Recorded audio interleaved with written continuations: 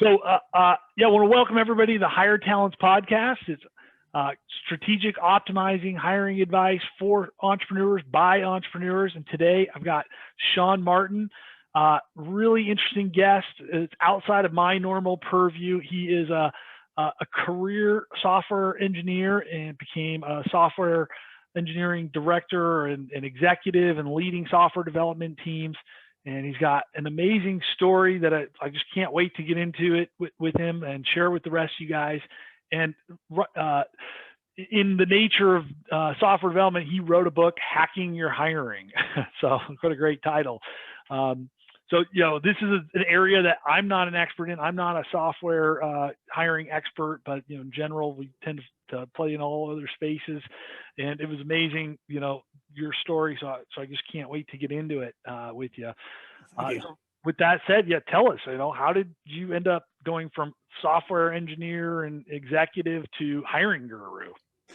Yeah, well, first of all, thank you for having me, Fletcher, and thank you for that amazing introduction. And it's interesting, a lot of the things you said around your background and not having the familiarity with hiring software people or technical people. And the thing that I've found, and we'll probably get into here in a little while, is that a lot of jobs are moving in the same direction as the experiences that I had hiring software engineers, which is that jobs are now, they're not routine, repetitive things that people do. They are, people are information workers, they're knowledge workers. And what I found was that a lot of the ways that we go around hiring people didn't really work for finding the best software engineers. And it's the same thing for now if you're hiring a salesperson or you're hiring your customer service. And that's where we hit it off. I mean, you started telling me, and we'll get to it, I know, but where you started telling me your system, I was like, well, that's the same system I'm promoting people use to hire salespeople and managers and executives and customers. I mean, you name it, every other role, just because, like I mentioned, I haven't played a lot in the software development space. I own a software company, but I haven't taught and trained in that area, but it was like identical, right? So yeah, it really is. It really is. There's so many parallels. The old way of defining a position and looking for people, and like I said, I'm sure we'll get into more detail around this. But so I again started out as a software engineer back when I was about 12 years old. So about 27 years ago, I'm here about to celebrate my last year in my 30s here in about a week or so. Yeah. And what languages were you coding in then? It was largely HTML and JavaScript until I decided to teach myself C, which was an interesting challenge, and then C++. And I took courses in high school in C++ and realized I was the head of the class, and the teacher. Wow. But so this was back in the 90s, I guess. So I started out in that field. I never thought I'd get into leadership. I never thought I would manage people. I never thought I would lead people. And, fast forward many decades, but when I started to get included in interviews to help hire people, even if I was just an engineer helping to interview other engineer candidates. And then when I got to become a manager, when I was a team lead, and eventually when I was an executive, I realized that it took some time, but I realized that the things that we say we're looking for on job ads, the things that translate then into the way we screen resumes, the way we do recruiter screens, the way that we interview people, they don't really match up with what we actually need. Yeah. And it took me about a year as an executive. And I think I told you this the last time we spoke. I became an executive, promoted from within, and literally thought that hiring of my 24 responsibilities, I thought hiring would be the easiest thing. Yeah. And like a cartoon character like Wile E. Coyote, I ran flat right into that brick wall of, wow, this is really hard. And that was one of the things I learned. Those are two things, right? So you've talked about already. So the fundamentals, like the job description, the advertisement, we miss the boat on that so often. It's just there's not an alignment, right? Or it's not nowhere even in the ballpark of who we're looking for. And then I love that other piece is that when I become a manager, I discounted how difficult it was, yet I would argue it's the most important thing we do as a leader, as a manager, is make or break whether we're successful or not is how well we hire, right? Yeah. I mean, I do a lot of sales and leadership. So you hire a salesperson, $1 million quota, and they fall flat on their face in the first 90 days. Well, you just lost, a quarter's worth of revenue that person didn't generate. Well, software developer, I mean, what are you paying a good developer these days? Well, what you might think is a good developer, and how long does that put your project back? I mean, help me understand those mechanics, because I don't think people realize how much that costs you.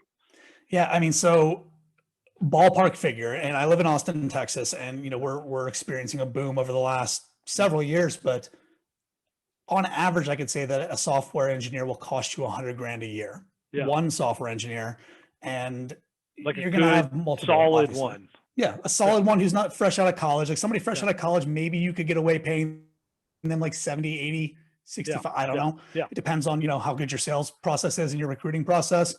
But I can tell you right now, even like looking at the market, there are so many well-funded companies that are throwing money at people. And I've talked to people who I knew made less than $100,000 2 years ago, who are now asking for 140, 150, 160 to even go to a new job. Yeah. And that's just the nature of the market. And, we talked about how easy we think it's going to be. And I looked this up because I thought that I was insane, about how wrong I was about how easy it was going to be, but it's called the Dunning-Kruger Effect, where we look at something and we oversimplify it. And it's like, oh, well, that'll just be like the way I thought about it. I just post a job, people apply, I pick the best people. I oversimplified it. And hiring is more complex than that. It doesn't have to be way more complex than that, but it is more complex than just pick the best people, because what does that mean? Yeah. Who is the best person? And that goes back to these fundamentals where so many of us miss the boat, right? We just skip past that, right? We just throw something up, or worse. I mean, have you ever stolen somebody else's job ad and used it as your own? I mean, I have personally not stolen other companies' job ads. I've not stolen other companies' job ads, but I have reused. So when I was promoted, I was replacing my former boss who moved on to something else, and I was reusing our old job ads. And I thought, I didn't even think twice about it, right? No. You're just like, well, that's good enough. Okay, I'll throw it up. We're looking for developers. It must have worked before, so I use it again. And then after 4 to 6 months of just mixed results, I looked at these things. I literally looked at them with a critical eye, and I read it as the software developer that I had been 6 months prior. And I thought, I wouldn't effing apply to this job. There's nothing about it that interests me. Yeah, exactly. Well, it's probably because they put the job description up as the ad first off, right? The boring old job description, I can lift 20 pounds and blah, blah, blah, and they're like, oh yeah, there you go. That's the ad. We'll throw that up there, and everybody will want this, right? But or even worse, they use those the terms that are like recruiting BS bingo, looking for a rock star, ninja, designer, programmer, things that don't actually mean anything. Yep. Yep, exactly. You throw them out there because you don't know what you mean. So you say, I'm looking for a rock star developer. What does that mean? Does that mean they party until 4 a.m. and they come in reeking of alcohol? What is rock star anything? Yeah, sign me up, right? Exactly. Yeah, and a job, there's a distinct difference between a job description and a job advertisement. The job advertisement is designed to attract, right, your ideal candidate, the person who's most likely to excel at the measurable outcomes of the job description, right? Yes. Yeah, and it entices them to do so, whether they're currently employed, whether they're not currently employed. It's marketing. Yeah, it really and truly is. Because even if you're cold sourcing the candidate, at some point, that cold interaction, you're going to introduce them to the advertisement, right? Yeah. And they're either going to be like, this is stupid, or they're going to be like, this is amazing and enthralling and interesting, right? Right. And so you have to nail that marketing. You have to get that down, right? You have to not just, like you said, throw the job description out there, assuming that people will be like, I can do those things. I'm so excited to apply for this job. You have to actually convince them to do so. And that was, again, something that I didn't realize. I thought, of course, people want to apply. We're a great place to work. Yeah. But that's also the bias that you have as an employer. But the advertisement doesn't tell you or help people understand why you're a great place to work. They just talk about this grueling job and all these demands that we have on you, right? Yeah, they don't tell you why it's a great place to work and why, maybe more importantly, it's a better opportunity than what you're doing right now. Yeah, it doesn't help me differentiate at all, right? Yeah, not at all. So that's I mean, like the fundamental foundational thing, and I love that. Like, you started using that for months, and then one day you actually read it and you realize, oh, wait a second. Yeah. And again, I think whichever way you end up, that's so common for so many people, and yeah, you got to get that right. So the thing, well, I want to go back to this because I just think a lot of times there's this like, oh, well, it costs, 2 to 5 times X the person's, salary to get it wrong. And, I mean, one time early in my career as a recruiter and as a leader, I sort of like did the math. Like I was like, okay, okay, job ad cost $1,000. I spent 3 hours like interviewing them. Okay, that's on my time, whatever, another $1,000. Like, okay, training, spent 2 weeks. Okay, that's like $2,000. Computer. I mean, like I did the math on like all the little things, and I was like, all right, I got like $8,000. I was like, well, like that's not like 2 to 5 times the cost, right? But so is this like, and I really want to understand the software developer. Okay, you hire a software developer, $125,000 a year. 6 months later, they don't work out. What are the business repercussions of that? Yeah, I mean, so all the things that you outlined are definitely important things to consider. Like the cost of the work hours, what we might call man hours, right? But the work hours of people in the process.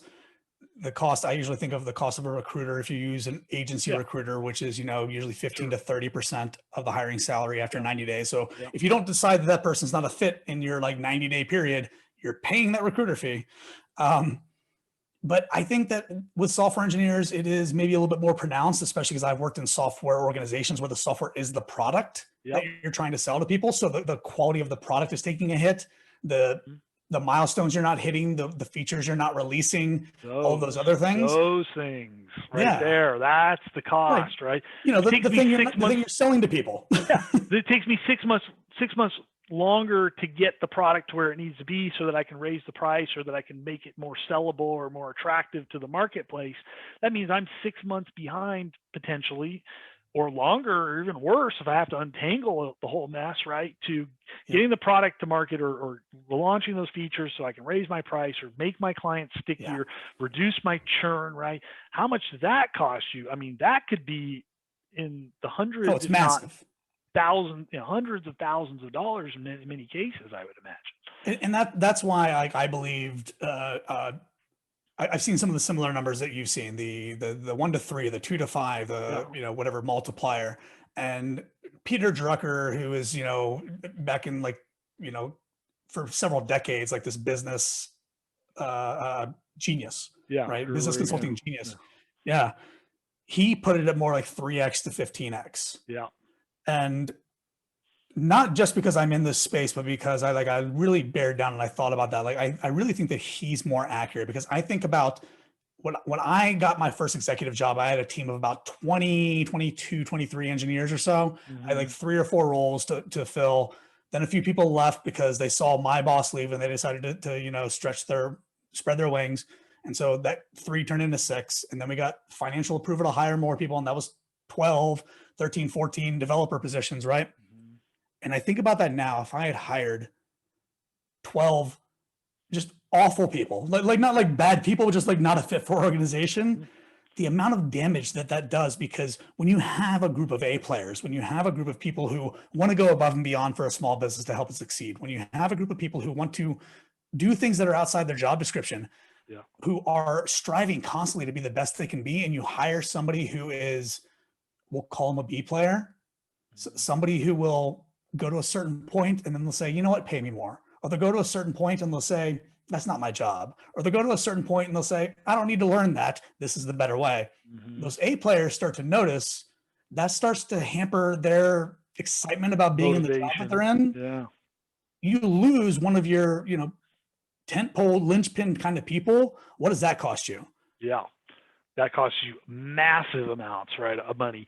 I mean, there's a brain drain, there's a productivity loss. I mean, just the time that it takes to refill that, right? Again, the refill part, like, 3 months to refill the job, 6 months to refill the job with another A player, you just lost all that time that you could have been producing something, right? And all your overhead and all your lost opportunity. I mean, so there's all these factors that it's that lost opportunity cost that is in the hundreds of thousands, if not millions of dollars.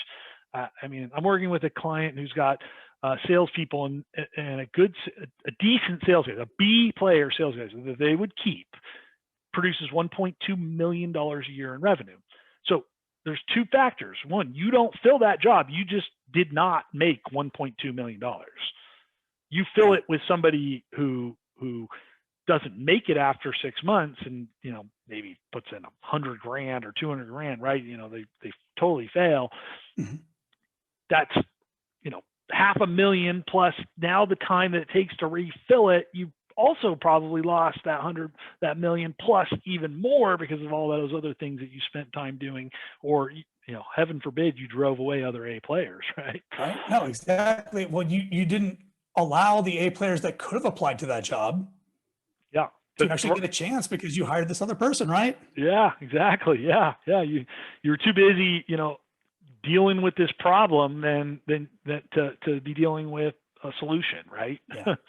No, 100%. And it's an inexact science, I will say. And it took me a full year of, as I say, I sucked on ice at hiring for a solid year. Like it was magical how bad I was at it. Yeah. And then eventually when I realized that, and you and I have talked about this, I realized that recruiting is a system.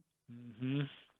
That's it. There are patterns, there are best practices, just like anything else. And so I started looking at other systems. I started looking at my own experience as an engineer working in software systems, but also as a leader working with teams to deliver good value, and realize that there's a lot of commonalities. So it is all about finding a system that works for you in the situation you're in. And that's what struck me when I met you. And, maybe I'm a little more maybe systematic or process logical about how I approach things too. But I mean, that's how, I've developed, hiring systems, right. And realize and come to realize, and I did it through many years of thinking and practicing and failing to, but the epiphany at one point in my career was it's a process, it's a system, just like anything else you do in your business, right? I mean, the McDonald's guy, he realized if I could create a system that, allowed us to repeatably, in a repeatable way, deliver a high quality product that people would like. Now, but part of that was I'm sure there was a hiring system, there is a cooking system, there's a service system, right? In our business, in any good business, there is processes and systems that are repeatable, that are trainable. And I think you nailed it, right? When you realize to yourself that you didn't have one, and then you use your engineer brain to say, "Whoa, man, I think I need to have a process here." So what did you come up with? Yeah. So, I mean, you're dead on. It is a system, and sometimes somebody else's system won't work for you. Yeah. But you do have to, and the thing that you mentioned there that I think some folks who are listening might gloss over is the trial and error portion of that. You have to act like a scientist, and that's exactly what I did. And I'm not saying that you have to act like a scientist because that's what I did. I'm saying because it works. Yeah. So one of the first things that I noticed, and I mentioned earlier that I looked at our job ads and I realized I'm not excited by this. Mm-hmm. So one of the first things that I did, and this is a small example, was that in our job ads, we had our company description, which was kind of boring corporate speak, even for a startup, but that was at the top of the job ad. And so I hypothesized that people who are clicking on a job ad care more about, can I do the job based on what's described, than they care about anything about the company. I theorized that. And so I literally ran a split test over time of putting the job description itself first and the company description last versus the company description first and the job description last. I love it. And I got way better results putting the job description first, because people care more about what? Themselves. Yep. And whether or not they can do the job, then they care about when your company was effing founded and when, like, what you do today. Like, they care more about the job, at least in an engineer's case. So like, that was the first experiment I ran of many. And what are they going to learn? What are they going to do? Why is this job, the actual things that I'm doing in the job, going to be interesting, right? You know? Yeah. Exactly. And am I qualified as an applicant? Yeah. Well, engineers think that way. Not always true in other roles, but I do agree. I mean, but that's where, I mean, again, it's a scientific thing, or, you know, it's a scientific process, right? It's hypothesize, test. It has to be. Yeah. What you measure, you manage, right? Like that's the phrase for a reason. When you measure it, you manage it.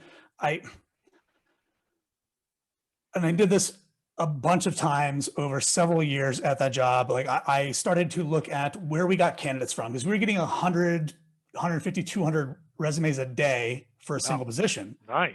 And so over time, I started to look at where were we hiring people from? These candidates that we're actually hiring, where did they come from? Did they come from Indeed? Did they come from a recruiter? Did they come from a referral, internal referral or external referral? And so I started looking at those numbers, and I realized that we had about the same number of hires from random job boards as we did through recruiters.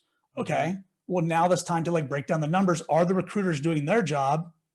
Maybe, maybe not. How much time are we spending sifting through candidates coming through job boards? It's one of the biggest things I tell small businesses. When you just say, I'm going to post this garbage thing that I got on Indeed, I think that'll probably work. How much time do you pay somebody to go through all those resumes before you actually get to a candidate? Like that's a cost. And if you just paid them to headhunt, which is not that difficult in this day and age, right? You know, with LinkedIn and Indeed, you know, those resume databases, I mean, LinkedIn, whatever your profiles, but Indeed's got an amazing resume database. And I mean, Dice, if you're a tech guy, right, you know, has got a great one. I mean, there you go. That's all you need, right? You know, you could hand select 10 people, and I think it comes great, especially from the hiring manager. I mean, obviously in some roles you need a recruiter internally to do this, but I mean, if you have, you know, small enough business or a certain situation, if I'm a hiring manager and I reach out to you and I say, Shaun, man, you look like you have an amazing engineering background, and the things that you've done are awesome. Like, I'd love to talk to you a little bit more about your career. You know, the odds of you saying, you know, get lost versus yes are much higher saying yes, because I'm the one that did it. I didn't rely on some third party, right? Right. And I will say, especially in the tech world, recruiters, the good ones know how to tread lightly. Because I'm not even an active engineer anymore. Like, I write code for fun, but not for profession. And I still to this day cannot stop recruiters from contacting me. When I was an engineer, it was daily. I got sick of it. So the hiring manager, the personal touch, if you're a small business or an entrepreneur or somebody, and you're thinking about anybody you're going to reach out to here, if you can reach out first party, like you, the hiring manager, you, the business owner, whatever it is, that's a huge win over having somebody that you've contracted out to. Because the one thing I keep saying, and this is such blasphemy coming from a technologist, everybody keeps trying to come up with the AI or the ML, you know, the machine learning, the big data thing that's going to replace recruiting. But it is still a very human process where you as a business are trying to hire multiple people, but each one of those people are looking for their one job. So think about how personal that is to them. And then think about whether you can replace that with AI or machine learning versus an actual human touch. And if the messaging is impersonal and doesn't, you know, connect with them in a level that relates to their needs, their desires, to improve their quality of life. Look, we're all human.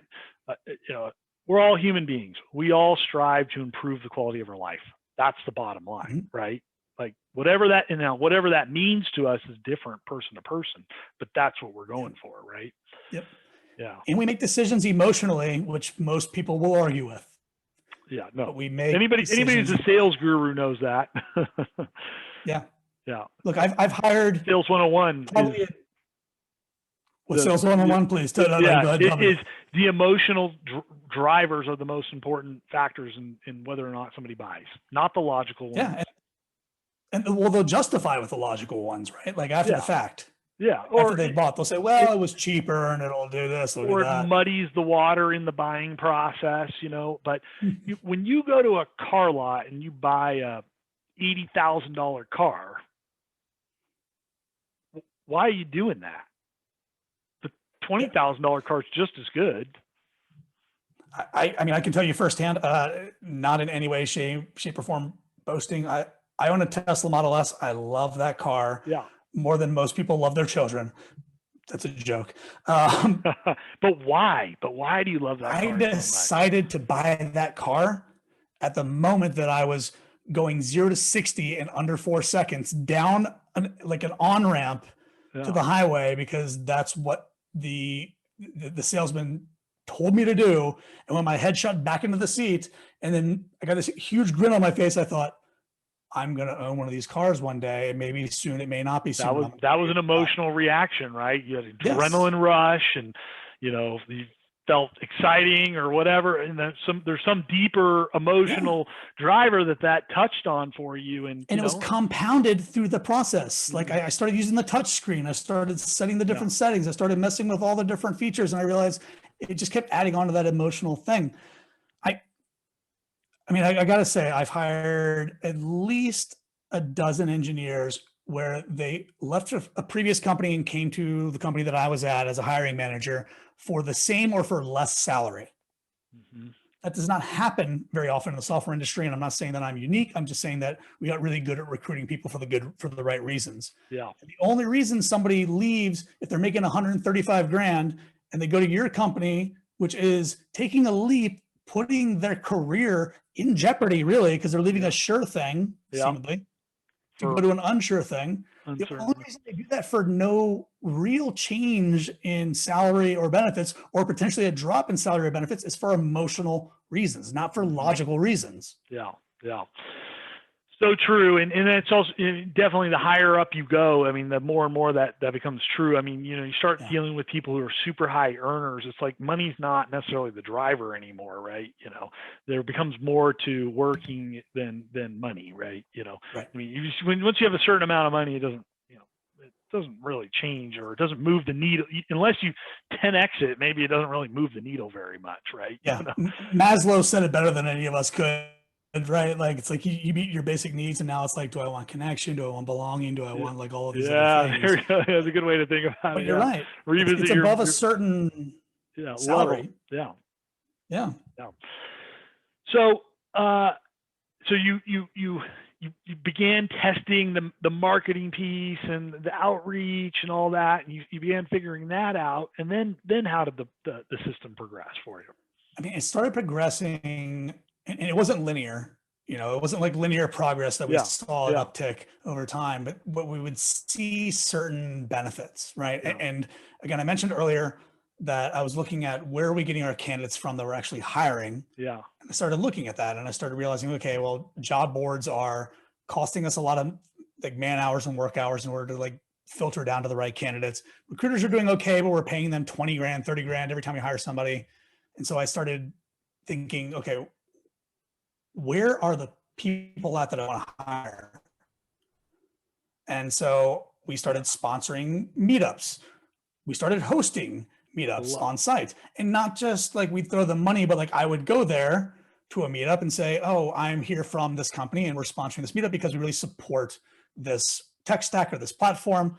And by the way, we are hiring. I'm not going to shove it down your throat, but please come talk to me if that's something you're interested in. And we did that repeatedly. And people would see us now as connected to that space. Yeah. Right. I love it. So that worked for sourcing candidates. And eventually what I've come to now, which is very similar to what I've seen you guys do with the way you break out the process, I started breaking the process down into like, what's most important at these sort of steps. And I had 5 steps. They've kind of become 7 now, but it's really around how do I make sure that I know what I want? I know where to look for that person and for those skills and for that potential. And then how do I make sure that I know that I'm making the right decision on who I'm hiring? So how do you know? That's it. So now that's the last phase. We haven't talked about that. How do you know? Now you've sourced the talent and you've created some unique sales and marketing strategies, essentially, is what you've done, right? And I love the meetup thing and creating a community around like what your company does, if it's, or the tech stack, or, right, kind of create that environment, or that those relationships that are at this deeper level. So that's and a by the great way, sourcing strategy. Everybody listening. I hate to interrupt you, but by the way, if you are a company who you're going to need to be hiring more than like 1 or 2 people in a particular position, sponsoring one of these meetups or something like that costs you like next to nothing. Yeah. I know that I spent like $300 per meetup to buy pizza. Yeah. Yeah. The job ad on Indeed these days runs about $500 to sponsor it. And the price has been going up year after year because the demand and all that does is make you look like every other company. It makes you look like every other company. If you do something a little bit different, you immediately set yourself apart, which is part of what you need to do as an employer. These people who are looking for jobs, actively or not, they don't know about you. Yeah. And that's one of the hardest lessons I had to learn, was like, why don't people know about our company? It's great to work here. Because they don't, because they're busy doing their other things. That gave you an opportunity to build a relationship in a meaningful way, and to control the environment, and to, really do great things. But, okay, great. You do that, right? And, 20 people show up, and they're all maybe relevant, right? They're all interested in whatever, skill set or software you guys were talking about, but doesn't mean they're any good. Right. So how do you figure that out? That's a very good question, which we could probably spend the next 12 hours talking about. But here's what I think it comes down to. First and foremost, before you ever advertise a job, go out looking for candidates, before you do anything, it's determining what success looks like in a role. It's not just saying, and I use this example a lot, but if you're hiring somebody for customer service, you're not just hiring them to answer phones and respond to emails. Those are the activities. But could you imagine a scenario where somebody could answer phones and respond to emails horribly? Yep. And your customers are more pissed off than whenever they started. Yep. Right. So that's not good enough. It's about defining like what the outcomes are for that particular position. I want 5-star reviews from 50% of the clients that you talk to every day, right? Yes. And those even, I would say, are closer to the outcomes, but like the outputs would be, and you're absolutely right on that, but the outputs, like when does the thread end on a particular interaction with a customer? Does it end with their issue being resolved? Does it end with their issue being escalated to somebody else? Does it end with them being transferred to a manager at the appropriate time? Like figuring out what success looks like for that particular person is super important. And I came by this, again, through falling on my own face. One of my first hires, we had hired somebody who went through our entire interview process, mid-level developer role, passed all of our technical screens. The interviewers loved this person. We invited them to like a team happy hour thing that we were having. Everybody liked them. They came on board. Within a couple of weeks, we realized something was wrong. And what was wrong was they were like basically burning through like tickets. So issues or tasks that came to them, they were rushing through them and then passing them along and then forgetting about them. And that wasn't the way that we worked. We wanted quality built into the code we wrote. We wanted other people to review it. We wanted our team to pair with anybody on this, because we were a product organization. We wanted to make sure that we ensured quality in what we were shipping to our production code. And we talked with this person over several weeks, and they insisted they were doing a good job because they closed so many tickets. But quality is more important than quantity. Wrong metric, right? And so eventually we had to let them go. And I racked my brain thinking about this and talking to people and figuring out like, how do we go wrong here? Because all the signs pointed to this being a good hire.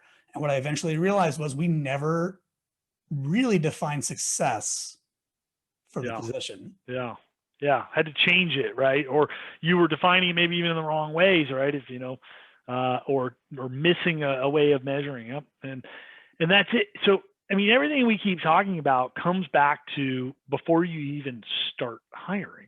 I mean, a lot of it is, right? It is. It's setting the foundation, and this has been a really great conversation, because I just think this is the part nobody ever wants to do. Like, this is so boring, No. right? Like, let me inspect and do an analysis, and like, let me really understand what the real key drivers of success are, and like, spend that time thinking and planning and, iterating and adjusting and using the scientific method, because maybe you get it wrong. Like, it would be reasonable to say that, hey, I want a developer who can pound through tickets, and then maybe I realize, well, oops, wait a second, we're more of a quality shop, and that's not really the best leading indicator or something, right? You learn from that. It's fine to do that. Yeah, it's fine to do that if you have the money and the time.